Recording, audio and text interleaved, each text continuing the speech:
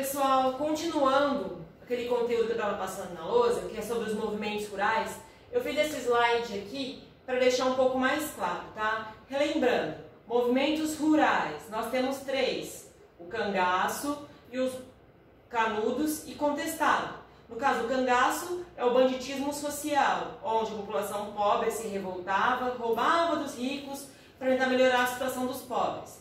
E o canudos e o contestado são movimentos messiânicos, cujos líderes eram considerados um messias, um salvador para a população, tá? Então, a continuação, os movimentos rurais da Primeira República.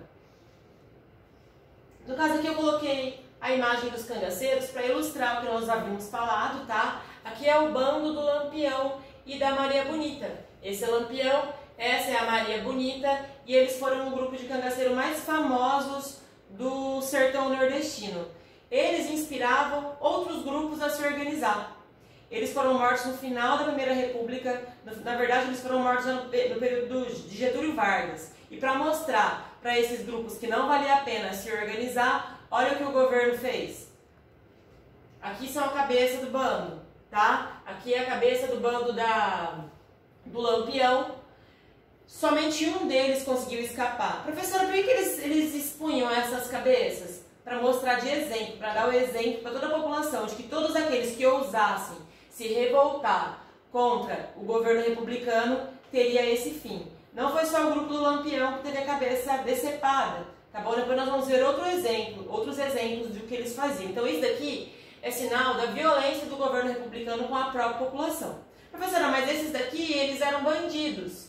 Para alguns sim, para outros não. Mas aqui, tudo bem, tem justificativa, esses daqui roubavam. Mas vocês vão ver agora nos movimentos canudos e contestado, como que o governo ele matou 25 mil pessoas, homens, mulheres, crianças, idosos, simplesmente porque ia contra eles ou porque ia contra os coronéis. Pode passar. Movimentos messiânicos. Então nós vimos o cangaço, agora movimentos messiânicos. Professor, por que tem o Henrique Cristo aqui? O Henrique Cristo ele é um cara que ele se dizia Messias, que ele se dizia um Salvador, ele dizia que ele era a reencarnação de Jesus Cristo e ele tem um monte de seguidores que acreditam nele. Esses caras que nós vamos falar agora, o Antônio Conselheiro e o monge José Maria, eram uma espécie de Henrique Cristo. Eles se diziam enviados por Deus, eles se diziam reencarnação de Cristo e diziam que iam levar a população para um lugar melhor. Só que diferente de Henrique Cristo, que não tem muito seguidor, esses homens que nós vamos estudar agora, eles tinham muitos seguidores. E eles levaram realmente por um tempo essas pessoas para um lugar melhor. Mas depois eles acabaram por levar essa população para a morte, tá? Então, movimentos messiânicos. Messias significa Salvador. Por que esses movimentos têm esse nome? Porque eles tinham líderes, religiosos que se diziam Messias, se diziam Salvador da população que sofria tanto no período. Foram dois movimentos messiânicos, canudos e contestado. Pode passar. Guerra de Canudos. Eu coloquei aqui dois grupos de canudinhos lutando, mas não tem nada a ver com canudo, tá bom, pessoal? Canudos era o nome de uma fazenda abandonada no interior da Bahia, onde Antônio Conselheiro ele construiu uma vila onde todos tinham o direito igual. Pode passar, Kátia. Dados da Guerra de Canudos. Período 1896 a 1897. Local: interior do sertão da Bahia, em um município chamado Quixeramobim. Envolvidos, de um lado, os habitantes de Canudos e de outro lado, o governo republicano e os coronéis da região. Então, eu coloquei um resuminho aqui para vocês. Local: Bahia. Líder: Antônio Conselheiro. Aqui é uma representação do Antônio Conselheiro. Por que ele tem esse nome? O nome dele era Antônio Maciel e ele dava conselhos à população. Ele era um andarilho que passava dando conselhos, ele tentava ajudar a população e dizia que ele foi enviado por Deus para levar aquela população sofrida do interior da Bahia para um lugar melhor. E essa população desesperada, abandonada pelo governo, oprimida pelos coronéis, viam nele uma esperança. E nessas andanças atrás do Antônio Conselheiro, eles encontraram uma fazenda abandonada, chamada Canudos. E nessa fazenda abandonada, eles construíram uma vila onde todos ganharam um pedaço de terra, onde eles produziam alimento, onde o que sobrava eles podiam fazer o comércio, era proibido o comércio, prostituição, palavrão, era uma vila religiosa. E lá realmente as pessoas tinham uma vida melhor. Só que Canudos começou a incomodar os coronéis, porque o que acontecia? As pessoas saíam da terra dos coronéis e iam atrás do Antônio Conselheiro, porque elas teriam uma vida melhor com o Antônio Conselheiro do que lá nos coronéis. Então os coronéis e o governo republicano começaram a divulgar notícias falsas, fake news de Canudos, dizendo que lá era um local de prostituição, que lá era um local do satanismo, que Canudos era contra a república, o que não era verdade. O que acontecia é que as pessoas estavam fugindo dos coronéis e indo atrás de Antônio Conselheiro. Antônio Conselheiro era uma ameaça. Então o que aconteceu? O governo republicano organizou 4 expedições militares para tentar destruir o Arraial de Canudos. As primeiras 3 foram fracasso. Militares armados perderam para sertanejos, pessoas simples, armadas de pau e pedra, porque elas defendiam a sua terra. E na hora que os militares chegavam e viam pessoas simples, descalças, famílias, grávidas, muitas vezes eles não tinham coragem de matar. Isso virou piada até nos países vizinhos. Na última expedição, que foi a 4ª expedição, eles levaram armamento de guerra mesmo para combater os sertanejos, destruíram todo o arraial, destruíram toda a terra, jogaram sal para que aquelas ideias não florescessem mais. Antônio Conselheiro tinha morrido fazia uma semana antes dessa invasão, desenterraram o corpo dele, cortaram a cabeça, que é essa daqui novamente de exemplo, tá? Cortaram a cabeça de Antônio Conselheiro e expuseram em todo o Brasil para mostrar o que acontecia com aqueles que iam contra o coronel e com aqueles que iam contra a república. Consequência, mais de 25 mil mortos. No caso, esses 25 mil mortos era parte da população brasileira. Eram pessoas que estavam roubando, como os cangaceiros. Eram simplesmente pessoas que foram contra os coronéis e foram mortas por esse motivo, tá? Aqui que eu mostro para vocês a maneira cruel como o governo republicano tratava a própria população, que era excluída de toda forma de poder. Pode passar, Kátia.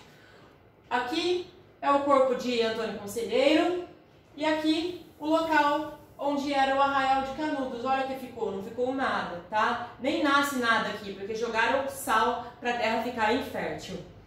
Pode passar. Mais fotos aqui é o governo, aqui é o exército e aqui são as pessoas que foram mortas. Antes de matar as pessoas, eles juntavam em grupos e depois eles atiravam, tá? Depois, se vocês procurarem no Google, vocês vão ver foto de criança, idoso, de pessoas simples mesmo que foi morta pelo próprio governo. Passando. Outra guerra que é bem que em vestibulinho, pode aparecer sendo comparada com Canudos, é a Guerra do Contestado. Muito parecida, tá? O que muda é a localização. Enquanto Canudos foi lá no Nordeste, a Guerra do Contestado foi uma região entre Paraná e Santa Catarina. Por que tem esse nome Guerra do Contestado, professora? Porque é uma região contestada, brigado, onde os 2 estados queriam essa região, tá? Então, Guerra do Contestado, local, região entre Paraná e Santa Catarina, líder, também um religioso chamado monge José Maria. Causas: o abandono dos trabalhadores após a construção da estrada de ferro Brasil Highway. Pessoal, é o seguinte, aqui, nessa região, seria construída uma grande estrada de ferro. Para isso, o governo contratou muitos trabalhadores do Nordeste e trouxeram para trabalhar aqui nessa região. E também contrataram pessoas que viviam da araucária aqui nessa região.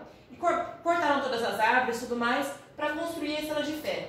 Quando a estrada de ferro foi construída, essa população não recebeu salários e foi abandonada à própria sorte, sem ter sequer como voltar lá para o Nordeste. E aqueles que viviam aqui, cortando as árvores, das araucárias mesmo, não tinha mais do que sobreviver. A população ficou abandonada à própria sorte, sem salário, sem ter o que comer, nem nada. Eis que passa o monge José Maria, dizendo que ele foi enviado por Deus e que ele ia levar essas pessoas para um lugar melhor. E o rei de Portugal, Dom Sebastião, desceria pelo céu desse lugar melhor e levaria eles para uma vida melhor. Ele também achou uma fazenda abandonada, construiu um arraial que começou a atrair pessoas, assim como Canudos. Pode passar, Kátia. Assim como Canudos. Só que, temendo que o arraial fosse grande como Canudos, o governo republicano tratou logo de acabar com eles. Em 1914, o governo resolveu acabar de vez com a chamada Guerra Santa do Contestado, enviando um imenso contingente armado com canhões modernos e aviões como instrumento bélico sobre as comunidades e os acampamentos rebeldes. Então o governo enviava armamento de guerra para combater sertanejos que só tinham enxada e um pedaço de pau na mão. Em 1916, a Guerra do Contestado chegou ao fim com a morte de 20 mil pessoas. Se nós somarmos Contestado com Canudos, nós temos aí 45 mil pessoas mortas da população, pelo próprio governo, tá? Aqui são algumas pessoas da Guerra do Contestado que foram unidas aí antes de serem mortas. Não sei se dá pra ver, nós temos aqui crianças, idosos, tá bom? Pode passar, Kátia. Aqui são mais pessoas que foram mortas aí durante a Guerra do Contestado. Pergunta: por que a população acreditava nesses messias? Você sempre vai ser povo burro, por que seguia esses caras que levavam eles para a morte? Porque eles eram burros, eles eram desesperados, eles estavam abandonados pelo governo, eles eram explorados e ameaçados pelo coronel, eles estavam desesperados. E quando passava alguém que dizia uma palavra amiga, que dava um conselho, ou que dizia que ia levar essa população para um lugar melhor, essas pessoas elas seguiam. Então o abandono do governo levou essas pessoas a seguirem esses líderes religiosos, que por fim acabou por levando elas à morte, tudo bem? Então esses foram os movimentos rurais da Primeira República, espero que vocês tenham entendido. Beijo, até a próxima!